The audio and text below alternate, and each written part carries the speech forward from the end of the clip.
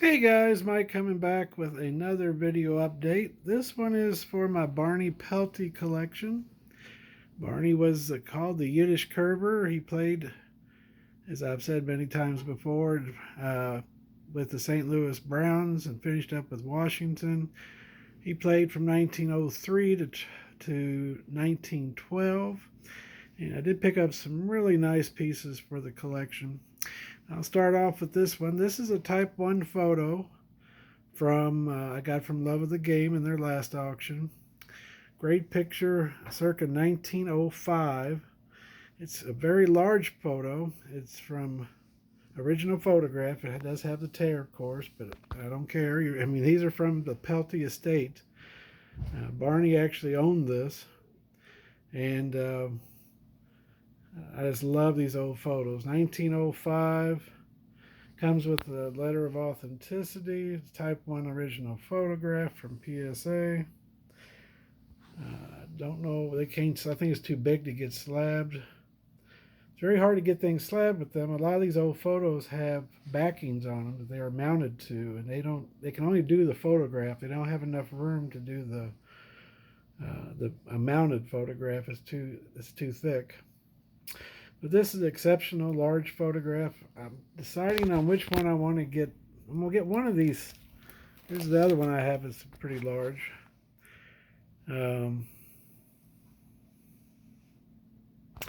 So I'm probably going to get one of these custom framed to put on the wall with a picture of Hank and a picture of Johnny.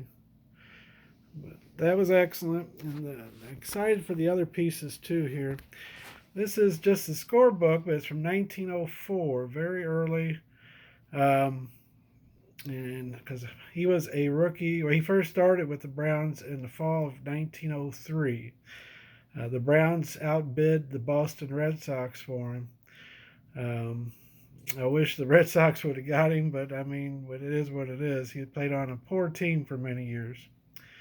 And this is just a very, very early scorebook. What you doing? There's my little guy. Jack, what you doing? He's watching things today. This is an original photo, scorebook cover. It's got a picture of Pelty. And they did have a Hall of Famer on the team at that time. That was before Waddell got there, but Bobby Wallace was on the team at that point. So that's very cool. And this is fantastic. I got this just recently. This is an official scorebook for the 1912 Browns. This would have been Pelty's last season. I looked up the date. I believe it goes to June the 6th, 2012. And I think he went to Washington to finish up the year in his career in like August. So this is right at the end of his career with the Browns. I think that's Bobby Wallace on the cover of it. It's pretty fragile, but pretty cool. It's got many pages. Most of it are just ads.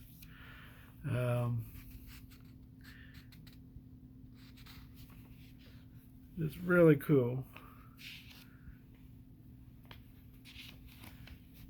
for how things were in 1912.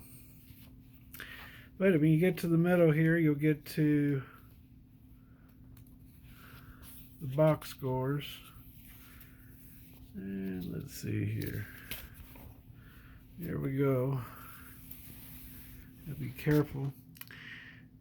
And they're playing Philadelphia. So you got Eddie Collins, home run Baker was on the team. It was partially scored. And for the Browns, if you look at Wallace played, the Hall of Famer, and number 17, Barney Pelty was the pitcher for the game. And I never knew. I don't think they started players. I don't know if they had numbers in those early years when he first started, because that's the first time I ever seen a reference to Pelty with a number, 17. I assume that's a uniform number. That's the only thing I can make it to be. But it's very cool that I have a program now from 1912 that he actually pitched in. And here's a copy of the actual game. Inconsistent fielding by the locals enabled Philadelphia to tally 3 runs in the second inning. Good playing by the visitors helped them run up a total of 7 runs, while the locals were making 2. So unfortunately, Barney lost the game. Again, and you'll see what I mean by the next item I show here. But to have a program, I've been looking for one that could definitely tell he played in the game, and all the lineups match up and the pitchers match up. June 6, 1912. Just love this kind of stuff. This makes the collection even more. To me, it gives it more. I don't know. It's just cooler to have these things in it. And I'm gonna show you another one I showed in another video. This is an actual ticket stub, a rain check stub from Shibe Park, grandstand 50 cents. A lot of these tickets before 1912 did not have dates on them. So you don't see them getting slabbed by PSA because they can't guarantee if that came from a certain game or not. They did put August 14th on it. And if you'll look, you'll see that it's an excellent condition 5 with a mark. Well, the mark is what saves the ticket. Somebody wrote Athletics 2, St. Louis 1 in 12 innings in 1909. And on August 14th, 1909, this game was played. And it was the A's 2, Browns 1 in 12 innings. Cy Morgan pitched for the A's. He pitched all 12 innings. Barney pitched, well, he didn't get through the 12th inning. He pitched 11 innings and gave up a run in the bottom of the 12th. I don't know if any of them were earned because the Browns made 5 errors that day. Much like from the 1912 program, the Browns' fielding was always poor.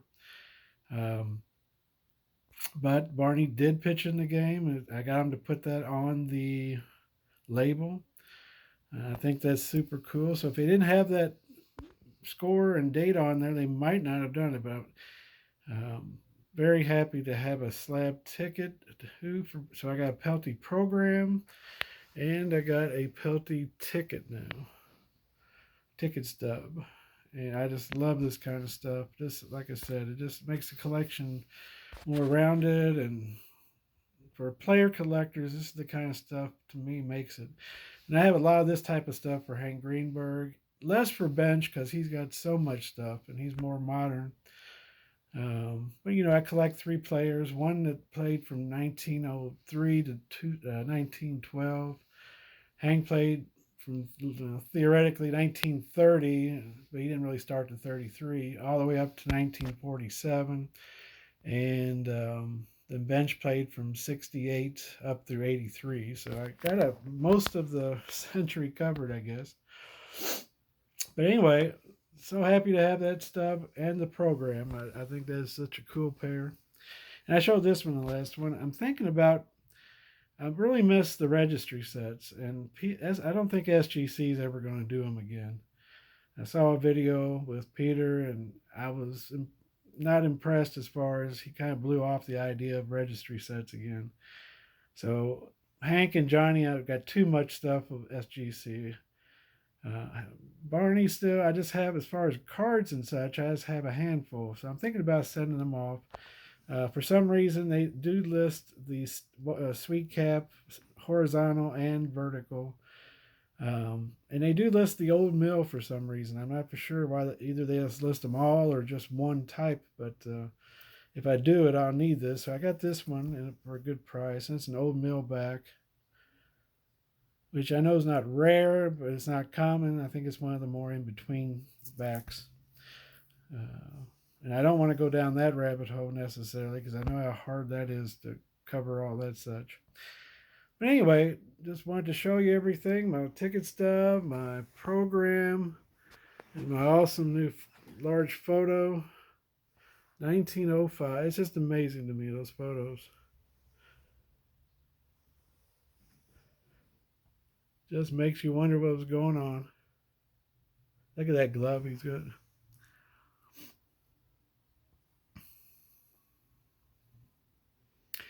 And the fact that came from the Pelty estate too is just so cool.